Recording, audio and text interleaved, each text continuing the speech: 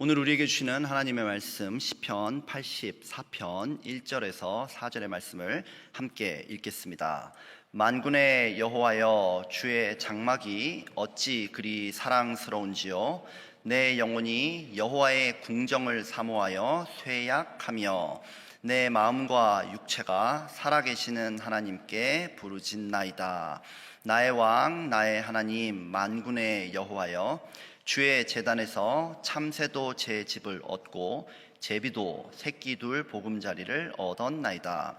주의 집에 사는 자들은 복이 있나니 그들이 항상 주를 찬송하리이다. 셀라. 아멘. 오늘 본문은 하나님의 장막을 사모하는 간절함을 노래하는 시이죠. 하나님의 장막은 하나님이 거하시는 집이며 이스라엘 백성들이 제사를 통해 하나님을 만나는 장소입니다. 그러므로 하나님의 장막을 사모한다, 이런 표현은 곧 제사, 예배드리는 것을 사모한다, 이런 말이고요. 동시에 그 제사를 받으시는 하나님을 간절히 찾는다, 이런 표현입니다. 오늘 본문이 포함된 시편 84편은요 하나님 앞에 나아오는 예배자의 모습을 너무도 아름다운 시로 표현하고 있어요. 그들은 이 세상 무엇보다 예배를 통해 하나님을 체험하기를 원합니다. 저는 이 새벽 여러분들이 바로 이러한 예배자이기를 간구하는 마음을 담아서 항상 주를 찬송하리이다 라는 제목으로 은혜를 나누고자 합니다.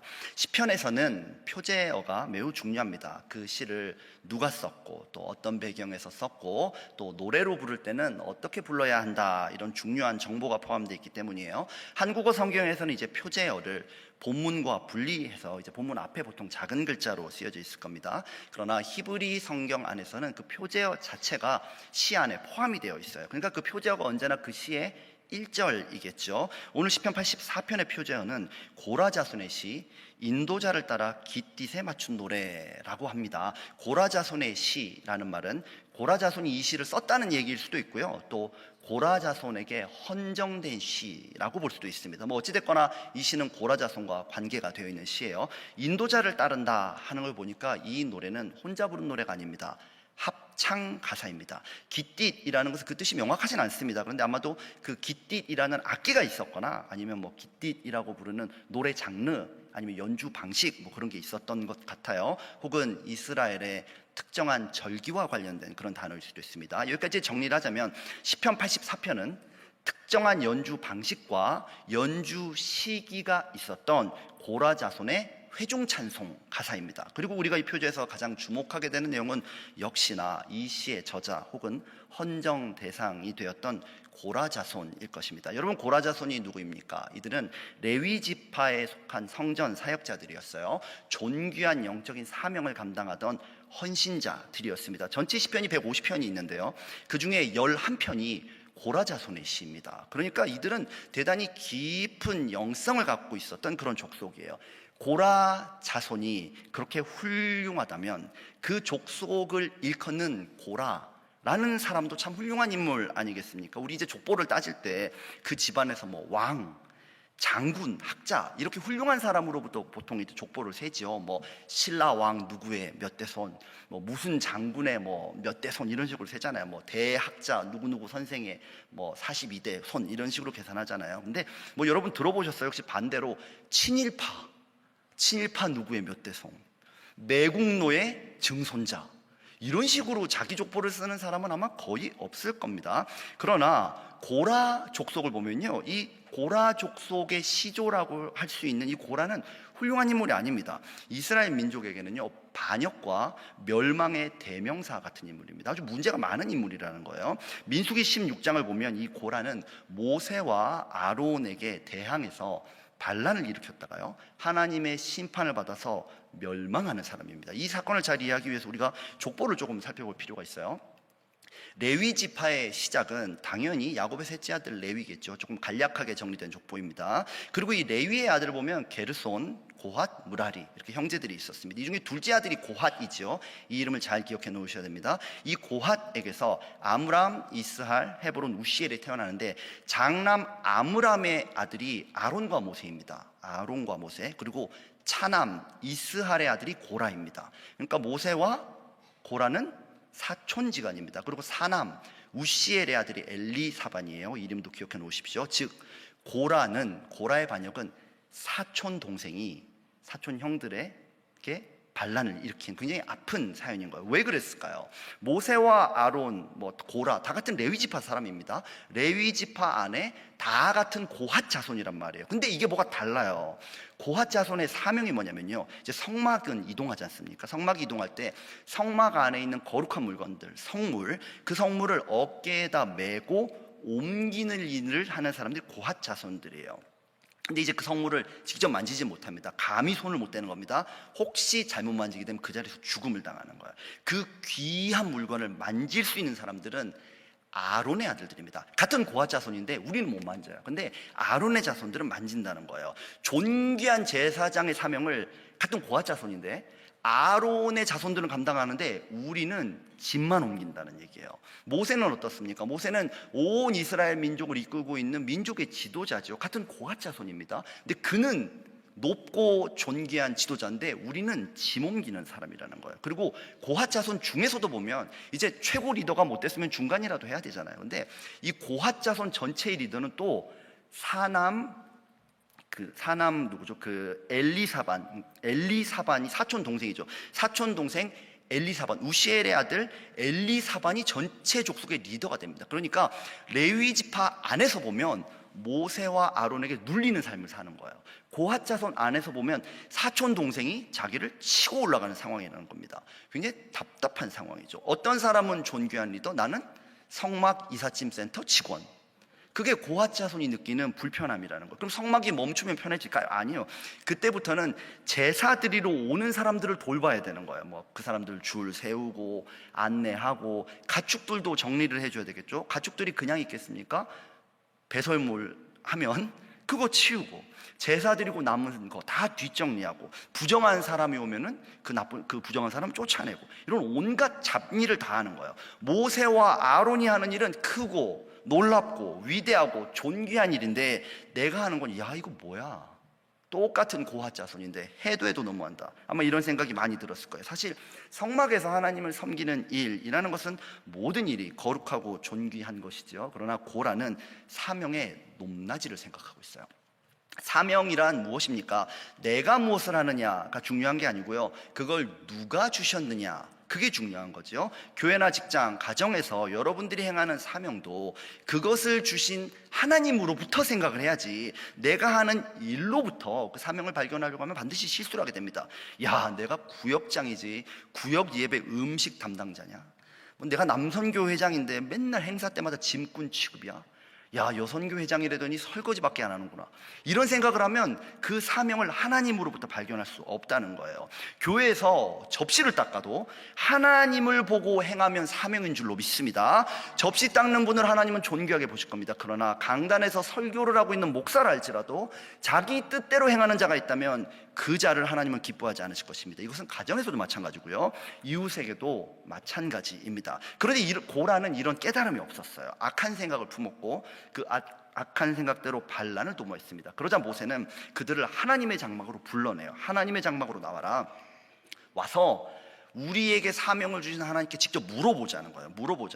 근데 그때까지 고라가 심판을 안 받았습니다. 그걸 보면 하나님께서는 고라에게 여러 번 기회를 주셨던 거예요. 그렇지만 고라는 그 마지막 기회까지 거절했고 하나님의 장막 앞에 섭니다. 그리고 가서 거기서 모세를 대적해요. 그와 함께한 무리들은 자기들의 장막에서 반항을 합니다. 그러다가 땅이 갈라지면서 장막 채로 땅 속에 빨려 들어가는 심판을 받습니다. 이런 난리가 일어났는데 이 죄악에 직접 가담하지는 않았던 고라의 자손들이 있었어요. 아들들이 있었단 말입니다. 그 아들들은 살아남습니다. 성막 사역도 계속합니다. 하나님께서는 반란에 직접적으로 가담했던 사람들만 처벌하시고 그 죄값을 자손들에게 전가하진 않으셨어요. 그래서 고라 자손이 살아남은 겁니다. 근데 정말 이스라엘 백성도 그랬을까요? 고라의 자손들도 그렇게 생각했을까요? 저는 아닐 것 같아요. 왜냐하면 태어나면서부터 죽기까지 고라의 자손들은 반역자의 자손, 멸망한 가문의 자손이라는 죄책감과 수치심에 심각하게 시달렸을 것입니다. 고라 자손이라는 이름 자체가 부끄러운 이름이란 말이에요. 레위 지파 고핫 자손이기에 성막 사역을 합니다. 그러나 고핫 자손 중에도 내가 고라의 족속이라는 그 나귀는요, 차라리 성막의 사역을 그만두고 싶을 정도로 수치스러웠을 것입니다. 어쩌면 더 큰 형벌처럼 느껴졌을지도 모르겠어요. 그런데 오늘 본문을 보면 그들은 어떻게 노래합니까? 먼저 그들은 하나님의 장막 앞에 다시 섭니다. 사명을 바라보는 거예요. 내가 하는 일이 아니라 내게 사명을 주신 그분을 보기 시작하는 겁니다. 본문 1절을 보면 만군의 여호와여 주의 장막이 어찌 그리 사랑스러운지요. 우리에게는 이 장막이 아름다운 장막 맞아요. 사랑스러운 장막 맞아요. 근데 고라 자손에게는 아닙니다. 고라는 여호와의 장막 앞에서 모세와 대적하다 심판을 받았어요. 고라의 무리들은 자기들의 장막 안에서 하나님의 장막 대적하다가요, 그 장막을 멸시하다가 자기 장막 그대로 심판을 받아서 땅속 수월에 묻혀버렸습니다. 그런 무시무시한 징벌을 가리키는 단어가 장막. 그런데 그 장막이 아름답다는 것입니다. 아마도 고라 자손들은 장막이라는 단어만 들어도 치가 떨렸을 거예요. 살이 떨리고 두려웠을 거예요. 근데 그 장막이 사랑스럽다는 거예요. 죄가 심판받고 죄가 정죄당하는 그 자리에서 고라 자손은 하나님의 아름다움, 이런 역사를 발견하고 있어요. 왜냐하면 그 심판 중에도 여전히 살아남은 자기들이 여기 서 있는 거예요. 그 심각한 죄악 앞에서도 우리에게 은혜를 베푸시는 하나님이 보이는 거예요. 우리 인생을 붙들어 주시는 하나님이 보이기 시작한다는 말입니다. 고라 자손에게 여호와의 장막이란요, 심판의 장소이면서 동시에 은혜의 장소입니다. 1절에서 장막 앞에 섰던 그들은 이제 장막 안으로 들어갑니다. 본문 2절을 보면 내 영혼이 여호와의 궁정을 사모하여 쇠약하며 내 마음과 육체가 살아계시는 하나님께 부르짖나이다 라고 하죠. 제가 이 구절을 히브리어 원어에 근거해서 설명드리면 이게 궁정이라고 이제 단어 번역을 해놨는데, 사실은 궁전, 궁정, 궁궐 이런 단어가 아니고 뜰이라는 단어입니다. 뜰이라는 단어예요. 당연히 오늘 본문에서는 성막뜰을 가리키겠죠. 고라 자손들은 성막으로 들어가서 그 성막의 뜰을 지나갑니다. 그러면서 영혼의 갈급함을 느껴요. 왜냐고요? 죄인이라서 그렇습니다. 저주받은 족속이라서 그래요. 내 인생에 낙인이 찍혀있기 때문에 그렇습니다. 그래서 그들은 하나님의 은혜밖에는 기대할 것이 없습니다. 그 은혜 때문에, 그 은혜가 너무나 필요해서 목말라 죽을 지경이라는 거예요. 하나님, 내가 오늘 은혜를 받지 못하면 나는 죽을 것 같습니다. 그러니까 하나님이 은혜를 부어주세요. 여기서 부르짖다로 번역된 단어는요, 기뻐서 소리친다, 이런 단어입니다. 나의 죽을 것 같은 갈망에 하나님은 생명을 부어주시는 좋은 분인 줄로 믿습니다. 이런 은혜를 받기 원하시는 분들은 아멘 하시기 바랍니다. 내 안에 갈급함이 클수록요, 하나님이 부어주시는 은혜도 더욱더 커지는 거예요. 그리고 눈을 들어봅니다. 3절에서 주의 제단에서 참새도 제 집을 얻고 제비도 새끼둘 보금자리를 얻었나이다. 한국어 성경은 제단이라고 하지만 원어를 보면 이제 제단들입니다. 제단들. 그러니까 아마도 성막 뜰에 있는 번제단과 성소의 분향단, 이거 두 개를 가리킨 것 같아요.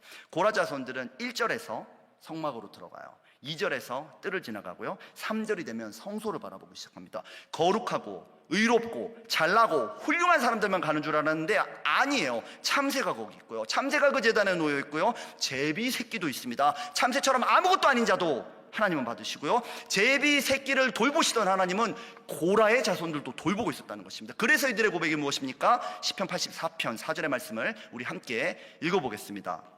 주의 집에 사는 자들은 복이 있나니 그들이 항상 주를 찬송하리이다. 아멘. 우리는 복되다. 우리는 죄인의 자손이라도 복되다. 우리는 남들이 다 손가락질하고 내 안에 죄책감과 수치와 자질이 가득해도 나는 복되다. 왜냐하면 하나님이 나를 받으셨기 때문이다. 고라 자손에게는요, 하나님의 장막의 심판이 은혜입니다.